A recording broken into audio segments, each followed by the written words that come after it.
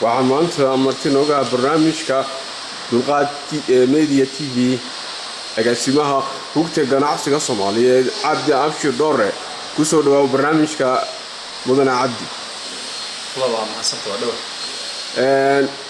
agaasimo waxaan ugu warantaa safarka aad ku timid dalka Jarmalka aad iyo aad u mahadsan tahay safarkan aan ku imaanay dalkan ujeedkiisu ugu weyn waxa ay tahay in Soomaalida oo waxay kala duwan ka socda wasaaradda waxbarashada wasaaradda qorsheynta gobolka Banaadir bulshada rayidka ah iyo rugta ganacsiga waxa isku soo raaceen wadankan waxa ay tahay in wadankan gobolka kala duwan iyo degmooyin kala duwan aan tagi doono muddo adiga 8 habeen si aan u aragno in farsamada gacanta waxbarashada wadankan Jarmalka oo adduunyada oo dhanba la ogyahay inay ku horeeyaan xagga farsamada sida ay u suura gashay macnaheedu ardayda markay dugsiga dhexe dhameeyaan da'dooda 16 sano jirto wadankan waxay helaan fursad ay ku aadi karaan waxbarashada farsamada gacanta hadii rabaan waxay aadi karaan sida waxbarashada u naqaan dugsiga sare marka kadibna jaamacada aadi karaan hadii rabaan farsamada gacanta inta galaan oo ay iskoolkii iyo farsamadii isla wadaan bay isla meeshaas ka shaqeeyaan kadib bay markaa hadana dib ay inta u maraan jaamacada halka u yimaadaan marka walaal waxyaalahaas aan fiirinay Soomaaliya waxa ku yar dadka farsamada wax ka yaqaan gacanta dad badan jaamacada ka baxay waa heli karaa laakiin dad farsamo leh oo samayn kara wax yar oo xirfad ah oo ayaga u gaar oo ay ku shaqeeyaan wadanka Soomaaliya aad u yar sababtaas halkaan u maacnay gobollo fara badan aan tagi doonaa ay kamid tahay Bonn halkaan aan joogno Göttingen aan tagi doonaa Hanover kadibna aan tagi doonaa Hamburg iyo degmooyin ku wareegsan waxaan fiirin doonaa 3 shay 4 shay oo kala duwan meelaha farsamada ay ardaydu ka baranayeen oo isla kambaniyada dhexdeeda ah iskuulaadkii oo ay ka bartaan qaybta maaragtay waxbarashada caadiga ah oo isku xiran yihiin waxa isku xiran kambaniyadii oo farsamada ardayda baraya oo sidii shaqaale iyaga u shaqeeyay u la joogayaan week 4 maalmood week maalinna waxay tagayaan iskoolka caadiga ah oo halkaas wax ka baranayaan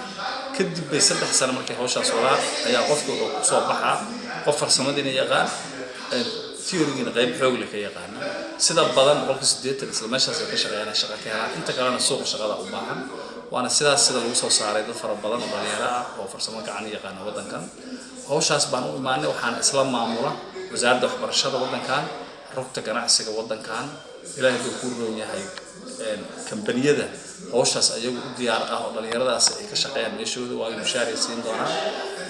dadkaas ayaa isugu tagi doona hadhowdina imtixaanka natarkiisa way ka qayb gali doonaan hay'adihii ku talagalay inay dadkaas soo saaraan ma dawladda Jarmalka ay casuunta ama hay'ada NGO walaal macaan hay'ad weyn oo wadanka Jarmalka caan ah oo GIZ la dhaho oo marka hore GTZ la dhihi jiray oo Soomaaliya ka shaqeyn jirtay intii Soomaaliya dagaalada soo ka bilaaban ayaa hawshan hogaaminaysa oo mashruuc weyn oo European Union ay maal gelin doonaan oo Soomaaliya ka bilaaban doona soo hada pilot project jira laakiin la hubo in lacagna loo hayo oo lagu eegi doono mashruucan marka la dhameeyo baaritaanka lagu hayo sidii Soomaalida loo bilaabi lahaa dhaqdhaqaaqa waxbarashadaas loo bilaabi lahaa waxbarashada caadiga ah iyo farsamada gacanta la isku dhaxdari lahaa hal iskuul baa hadda soo tijaabaa magaalada Berbera ka furan waana ilaahay idinka soo dalka oo dhan ku fidi doona waxa idinka suurta galay safarkan maxaa ka barateen intii wax fara badan hadda wuxuu noo maray dhaxda gobollo fara badan baan soo marnay degmooyin haddana kor baan u soconaa nooradka wadankan oo barkidaan waxaan joognaa hadii alla in Hanover iyo agaarkeeda laba bari kadib waxaan joognaa Hamburg wax fara badan waxaan booqanay iskuulaad fara badan ardayda lagu tababaro waxaan booqanay shaqooyin fara badan ardayda ay ka shaqeeyaan waxaan booqanay rugihii ganacsiga oo dadkaas oo dhan iyo hawshaas oo dhan gacanta ku hayda oo dawladdu ay u xilsaartay waxaan booqanay hay'adihii waxbarashada oo waxbarashadii maaragtay ardaydaas siyaasadeedii gacanta ku haya marka wax fara badan iyo aragti fara badan iyo waxa laga wado laba system waxbarasho oo la isku dhex daray hal system noqonaya maxay u leeyihiin Jarmalka wax badan aan ka fahamnay inta noo dhiman noo dhameystiri doonaa markaas aan wadan ku noqonaan waxa soo saari doonaa qaab Soomaaliya ay u gaar ah oo faa'iideysan karto sidaan la soconay Soomaaliya waxbarashadeedu waa oral ama qoraal ama wax ma jiraan Muqdisho ama magaalada caasimadda Soomaaliya ee Muqdisho ka furan xarumo farsamada gacanta walaal haddeer taan labadii sano u dambeysay waxa bilaabatay in la fahmay dad fara badan oo Soomaali ah shaqo ay qaban lahaayeen dadka hadda qabta waxay ka imaadaan wadanka Kenya iyo Uganda waana shaqooyinka farsamada gacanta ama wax loo yaqaan dadkan ka soo baxa iskuulaadka farsamada oo qofku uu leeyahay xirfad kamid ah xirfadaha ismaha kamid noqon kara makaaniga kamid noqon kara korontada kamid noqon kara sida wax loo kariyaa kamid noqon karta sida baabuurta loo sameeyaa kamid noqon karta isugu way fara badan yihiin 330 xirfadood waaye dhammaan inta badan kala bar waa soo aragnay sida loo shaqeynayo Soomaaliya marka maadaama ay arrimahaas ay ku yar yihiin dhowr hadda 2-3 iskuul camal ka furan maadaama ay ku yar yihiin waxa la rabaa in qorshaha cusub ee dawladda Soomaaliya waxbarashadeeda in lagu dhaxdaro ganacsatada iyo rugta ganacsiga iyo hay'adaha ay qusayaan kala shaqeeyaan waxaad iga warantaa maadaama tahay gaasimaha rugtiga ganacsiga Soomaaliyeed xaaladda rugtiga ganacsiga Soomaaliya iyo xaaladda ganacsiga Soomaaliyeedba waa ganacsiga Soomaaliya runtii waa qaybta Soomaalidu ay waqtigan dagaaladii markii Soomaaliya ay ka bilowdeen la wareegayba in wadankii oo sii shaqeeyo maanta Soomaaliya inay jirto waxa ka mas'uul ah dadka ganacsiga ka shaqeeya waana in fiicanta caalamku waa qarsan yahay Soomaaliya naftirkooda marka qaar ay muran geliyaan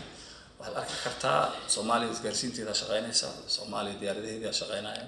Soomaaliya maraakiibta tagaysa wax ka dejinaysa Soomaaliya waxyaalo fara badan oo dawladda ay fulin jirtay baa maanta waxa fuliya shirkadaha gaar loo leeyahay marka shirkadahaas gaarka loo leeyahay wanaag inta badan sameeyay haddii aan hadda dawladaha Soomaaliya ee kabanaya aan lagu dhaxdarin in shuruucda la hagaajiyo in la hagaajiyo xiriirka caalamka ee ganacsiga ee la lahaayeen in la hagaajiyo tayada dadka Soomaalida ah ee ganacsanaya in la eego waxa Soomaaliya laga dhoofinayay in ay tayadooda hagaagsan tahay waxana loo keenaa in tayadooda hagaagsan tahay kambaniyada Soomaalida la falgalaya iyo Soomaalidu ma yihiin kambaniyo soo dhigma xagga warqadaha iyo nidaamka waxaas hadan la hagaajin hoos baa u noqon doona kor uma socon doona ganacsiganaga shaqadaasna dadku waa ku baraarugsan yahay waxaad iga warantaa waa maxay shaqada rugta ganacsiga waxay runtii rugta ganacsiga shaqo aad u balaaran baa u taala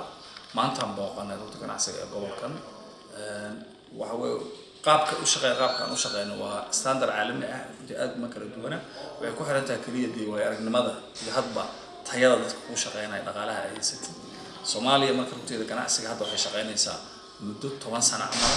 laakiin mar hore la aasaasay marka xorriyadda qaadanaba dad kala duwanaan soo maray oo caanka ah Soomaaliya markii ugu horeysay in cadaan ah ka noqdo Talyaaniga madax markii ka dambeysay dadka soo maray caanka ah waxa kamid ah Maxamed Ibrahim Cigaal marka ah agaasimaha guud ee rugta ganacsiga markii u dambeysay Ismaan Axmed Rooble baa ka ahaa marka dad Soomaaliya oo soo maray wasaaradda maaliyadda ra'iisul wasaaraha ayaa soo maray rugta ganacsiga marka waxa laga rabo ummadda inay qabato waxay tahay inay masaalixda ganacsiga iyo ganacsatada inay ilaaliyo si uusan dib u dhac iyo hoos u dhac uusan ugu imaanin in ay ganacsigeena iyo ganacsiga Soomaalida caalamka si loo fargeli lahaayeen ay ka shaqeyso kuna xirto isla markaasna ganacsatadu ay fahmaan dawladnimada iyo wadanka inuu dawlad iyo nidaam iyo shuruuc u baahan yahay intaas ay u dhaxaysaa rugta ganacsiga shaqo balaaran aad fara badan waxaan uga warantaa caqabadaha rugta ganacsiga Soomaaliyeed iyo tan ganacsatada Soomaaliyeed ay la kulmaan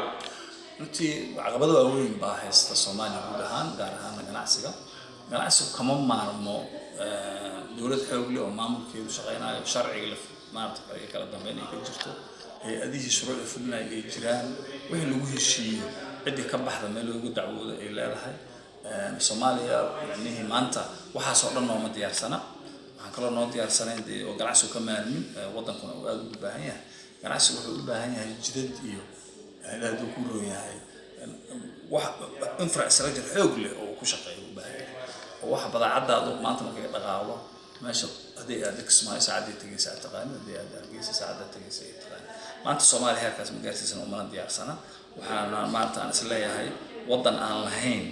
korontada qaabka u shaqeynayso nidaam oo joogto ah oo qiimaheeda la yaqaan biyaha qaabka u shaqeynayaan nidaam oo qiimahooda la yaqaan wadooyinku qaabka u shaqeynayaan nidaam oo qaabkooda la yaqaan diyaaradaha dhaqdhaqaaqooda ganacsiga saameyn xoog leh kule oo qaabkooda nidaamkooda la yaqaan maraakiibtu sida wadanka naga u shaqeeyaan waxaas oo la isu geeyay ayaa wuxuu saameynaa ganacsiga wadanka marka maanta diyaar ma ahan laakiin ana waxaan qabaa dadka Soomaalida haday fahmaan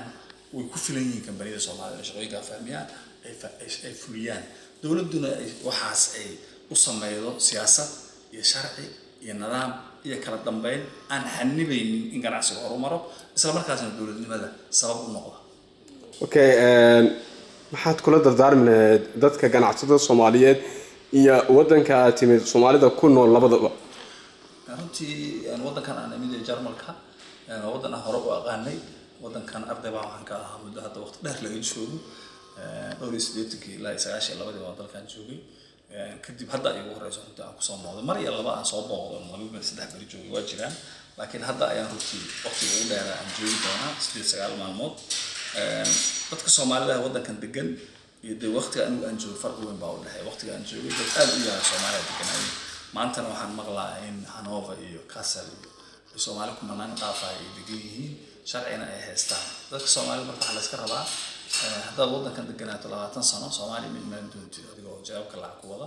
waxa ugu fiican aan kula dardaarmo waxa ay tahay cilmi fara badan raqiis ah cid loo diido oo sin jirin baa wadankan ka jira dadka Soomaalida inay wax ka bartaan wadanka waa aad muhiim u tahay Soomaaliya way afar doontaa in Jarmalka ku soo barata waxa kale ee ganacsiga Soomaaliya waxa kula dardaarmo ganacsiga Soomaaliyeed waxa laga rabaa wadankoodii waayo wadankaas waa sax in shuruucda iyo nidaamka uusan hagaagsaneyn ninka ganacsadaha subax kasta wuxuu soo kicin faa'iidada ugu badan oo haddii marka sharciga asaga xakameynaya nidaamka ay wili qabay yihiin haddii ganacsadaha wax ilaalinaya hadda waxa waa qalbigiisa kaliya iyo moralka waxa la dhaho waxa la iska rabaa marka wadankaaga in loo wadankaaga waa ka duwan wadamada kale bari marka adigu nolosha ka tagto waxa ku noolaanaa dadkaaga iyo umada aad u dhashay iyo lamida sadarteed waa in bulshada Soomaaliya dib loogu celiyo wixii laga faa'iiday wadanka qayb ka mid ah loogu celiyo runtii intaan ka warqabana way dadaalaan aad u dadaalaan ganacsiga Soomaalida meeshii la rabay lama joogo laakiin dadaal fara badan ay fuliyaan oo markii dhibaato timaado Soomaalida aad ugu gurmadaan noocay rabto dhibaatada ahaatay. Okay, waa ku mahadsantahay waqtigaada qaaliga aan siisay wuxuu ahaa agaasimaha rugtiga ganacsiga Soomaaliyeed Cabdi Abshir Dhoore وأنيقو وريا عبد الناصر محمود حاج أحمد عبد الناصر قجوفا سيدا توسكا داوانيسان وبرنامجك دلقات ميديا تي في سيدا سيئنا بتيه.